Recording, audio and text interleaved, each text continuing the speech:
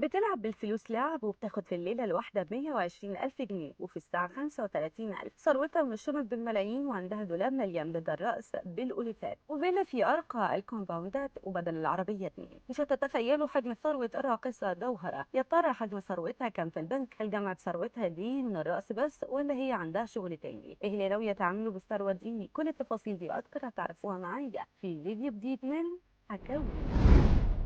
الراقصة جوهرة يا دوب حطت رجلها في مصر والفلوس كانت بتجري وراها وتقول لها في المكان. ايوه، هي من الراقصات المحظوظين واللي قدروا خلال فتره قصيره جدا في مصر يحققوا شهره كبيره قوي. ده حصل رغم انها دخلت مصر وفي راقصات اجانب كتير كانوا مسيطرين على الساحه. بس هي اول ما بدات ترقص والجمهور يشوف رقصها قالت للكل اركنوا انتوا على جنب، والحظ لعب معاها وبقت تلعب بالفلوس لعب. جوهره ما كانتش مكتفيه بس برقصها في الحفلات والافراح المصريه، لا دي كمان كانت بتشارك في كليبات الاغاني مع المطربين الشعبيين والمنتجين في مصر ادوا لها فرصه عمرها في الافلام. بقت جوهرة تشارك أعمال فنية وكمان تتصدر البوسترات وبتبقى واقفة مع نجوم في الأول، وكتفها في كتف الفنانة ليلى علوي اللي شاركت في أكتر من فيلم معاها وأخدت بقى من الأفلام والكليبات دي ملايين. ده غير حفلات الرقص اللي بتقدمها في الساحل الشرير، وأكيد كلكم عارفين الساحل وأسعاره الخيالية، فما بالكم بقى بسعر تذكرة جوهرة اللي أكيد بتبقى فوق قوي. طبعا جوهرة لما لقت نفسها كانت تتجاوز من الراقصات كلهم سواء المصريين أو حتى الأجانب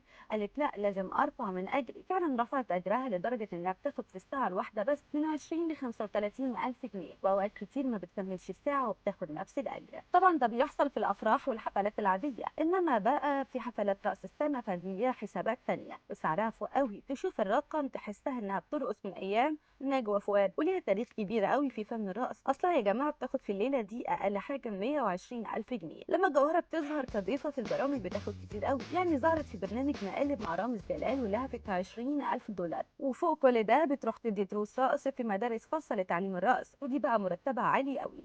اللي محدش يعرفه ان جوهره من الراقصات الشيك قوي اللي لا يمكن تظهر بحاجه مش براند، ده غير انها بتعشق الشنط الغاليه قوي.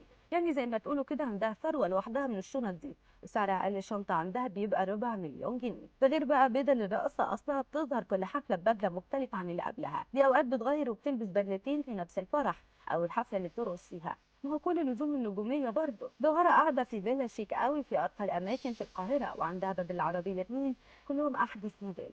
قدرت الراقصه جوهره في فتره قصيره جدا تعمل اللي مفيش راقصه في مصر لسه في بدايه مشوارها عملته، وانها جمعت في البنك بس ثروه عدت نص مليون دولار تقريبا. وده علشان هي محافظه على القرش علشان تامن مستقبلها كويس.